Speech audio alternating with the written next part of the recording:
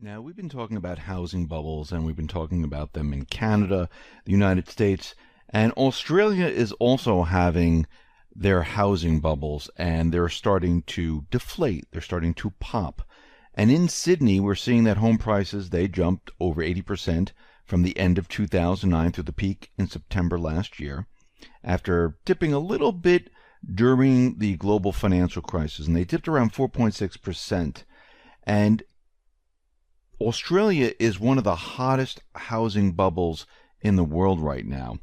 And this price boom, well, it looks like it's run its course. According to CoreLogic Daily Home Value Index, home prices fell around 4.2% by the end of May compared to a year ago, with house prices down around 5.9% and prices of condos down 0.4%. In the 8 months since the peak in September, the index has fallen around 4.7%. And you can see this in Sydney, you can see this in Melbourne, and you can see that housing prices, they are falling right now. And in the five capital cities, we see that home prices have dropped 1.1% from a year ago. This is the first annual decline since October 2012, and this is according to CoreLogic. The index has now declined month to month for 8 months in a row for a total of 2.2% from the peak in September of last year. And we see that this is spreading throughout Australia. It's happening in Canada. It's happening in the United States. It's happening out in Europe, and this is just going to get worse and worse as time goes on. It's not going to improve. It's not going to get better because the bubbles have been pumped up and now everything is coming down. To bring your entire economic system is based on a central bank illusion. Of course, the government is included in creating this illusion where they manipulate all the calculations, but this is done on purpose every single time to bring everyone into the economy, actually to bring everyone into housing, to bring everyone into the stock market, to bring everyone into the places where they can pull the rug from under them and the whole thing collapses and people lose everything and they can purchase all these things for pennies on the dollar. This is what they've done in the past, and they made themselves very, very wealthy. This is the central banking system. This is not a people system. They've convinced us through brainwashing over time that debt is good. If people put more on their credit card, it's good. If you take a loan out to get a car, that's good. If you take out a huge mortgage, that's good to buy a house. They've been convincing us of all of this for a long time, and now it is falling apart. And we're starting to see the economic structure around the world. Well, it's deteriorating very, very quickly, and they don't know how to stop it. They've stopped it in 2008 by creating a lot of currency, but now it's completely and just falling apart.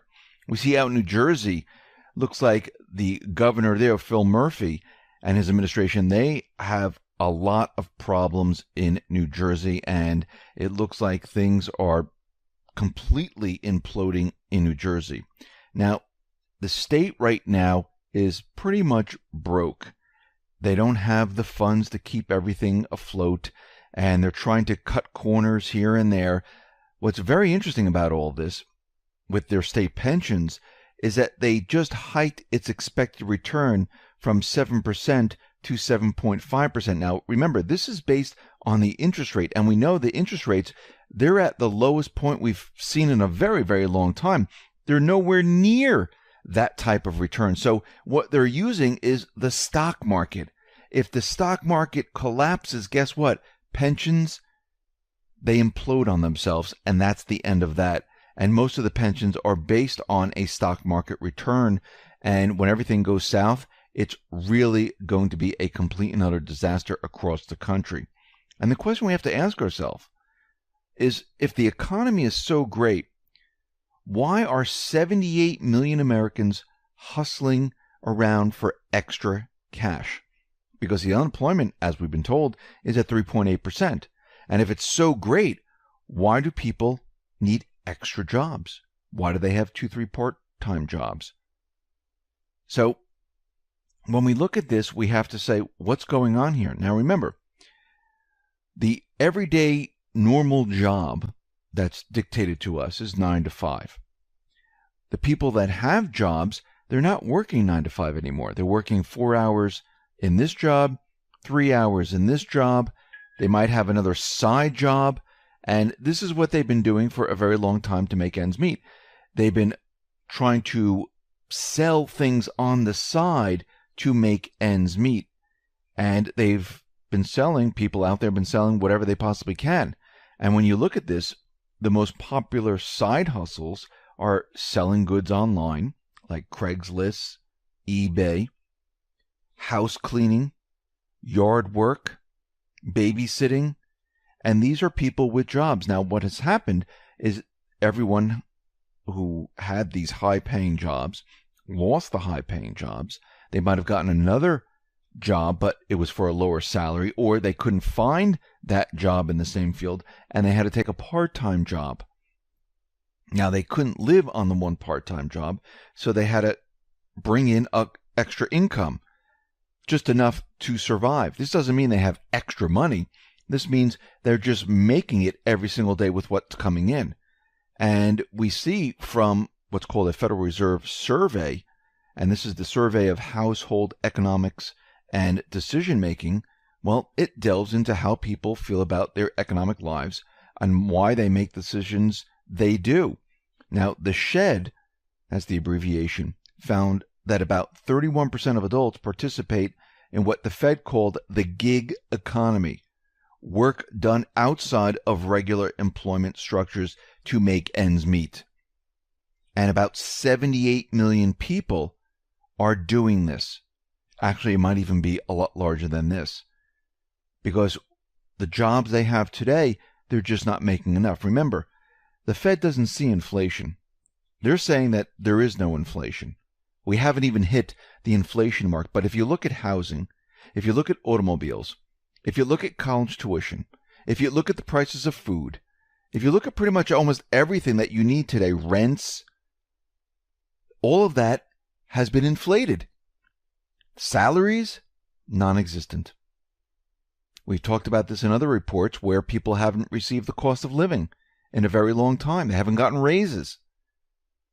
And right now, we see that this full employment is kind of meaningless because we know how they calculate this.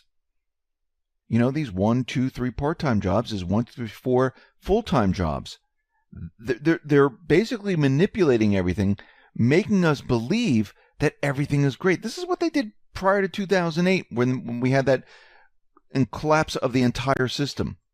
They told us everything was great. Real estate, fine. Subprime securities, A-OK, contained. They're AAA rated, nothing to worry about. But guess what? It was a lie. The same thing is happening right now. It is a lie. We see factory orders. They have slumped right now. They're flip-flopping up and down. And basically what's happening, they manipulate the numbers. They don't manipulate the numbers. They fall. They have to manipulate them again, revise the numbers. And they keep doing this over and over and over.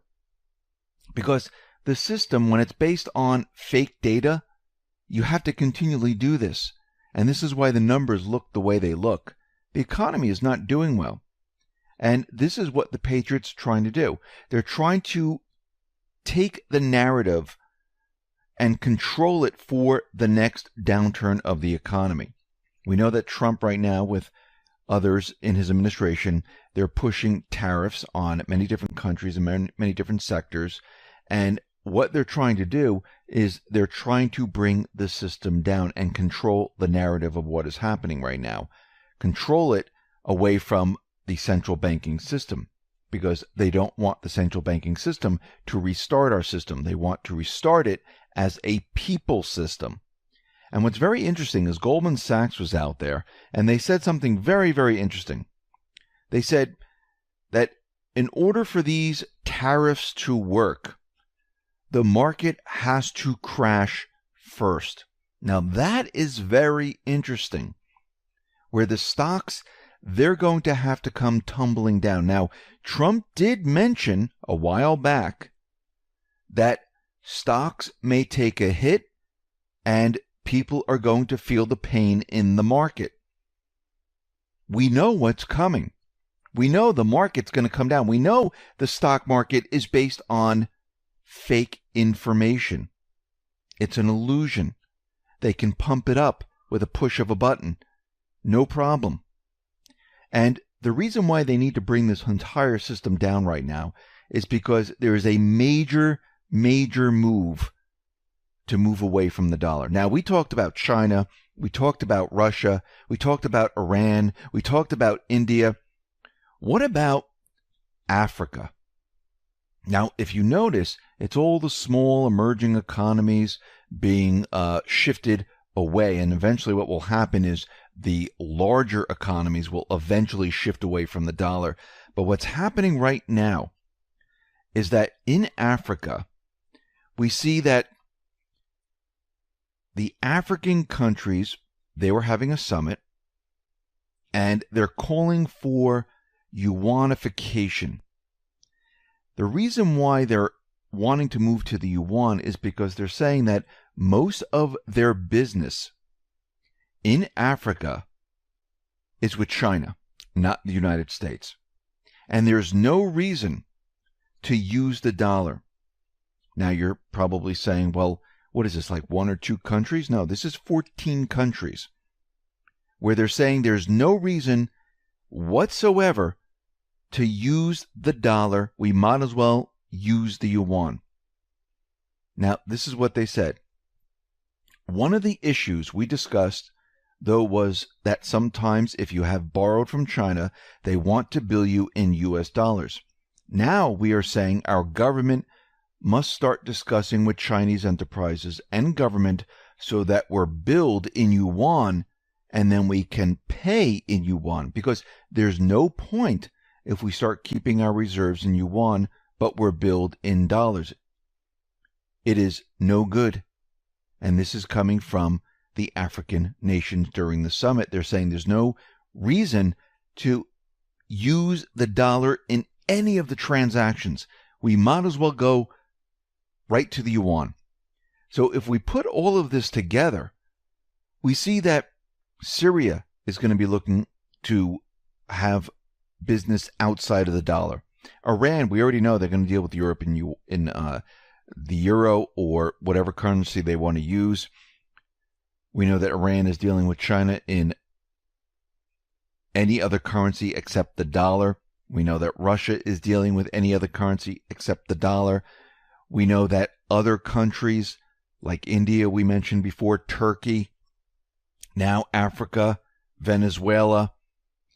As you can see, it's starting to accelerate right now. And this is going to move a lot faster. And we need to remember, nothing lasts forever. If we go back in time and we look at the reserve currency status in the past, hundreds of years, we see if we go back in time in the 1400s, it was Portugal. In the 1500s, it was Spain. Then it was the Netherlands, then France, then Britain. Here we are at the U.S. Guess what? Time is up. Now the next country is going to get the reserve currency. And we can see that this is being moved towards China, the yuan. I mean, we've been saying this for quite a while. Now, they might try to put this into the basket of SDRs, where the IMF can control it. This is the central bank's plan. And I think other nations eventually, even China, I think they have a different plan in store. I think they're going to try to move away from the central banking system when everything is said and done. So there's going to be a huge battle going on right now between the central banks and the countries, and we're going to have to see where we go. And whoever controls the narrative, well, that's where we're going. And you can see this is why there's a huge battle with the United States, China. It's not United States against China. Both of these countries are actually working together to go against the central banking system. And we're going to see that all of this is going to be a battle all the way up to the end. And whoever controls the narrative, and if we go back to 1971, who controlled the narrative back then? It was the central bankers. It was the deep state with the central bankers who told us there was a shortage of oil. That's why we couldn't get the gas. There were speculators in the market.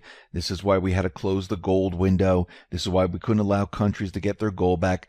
this wasn't the reason at all. They were moving everything off of the gold standard, putting us on to their new system called the petrodollar. But no one really knew about this back then. So they made up this entire story of why all of this was happening. And they kept that story going until today. And now, if the central banks have their way, they're going to make up another story. That's what I mean by controlling the narrative. If the patriots control the narrative, guess what? We're going to see an audit of the central banking system. The central banking system is going to be pushed out. That doesn't mean they're just going to go away. They're going to fight back any way they possibly can. Central banks have caused wars throughout history to keep their system alive. So here we are today, and we can see countries, they're starting to realize what is going on, and they're moving away from the dollar. This is accelerating, and it's just a matter of time before the United States is no longer the reserve currency, and everything will then change.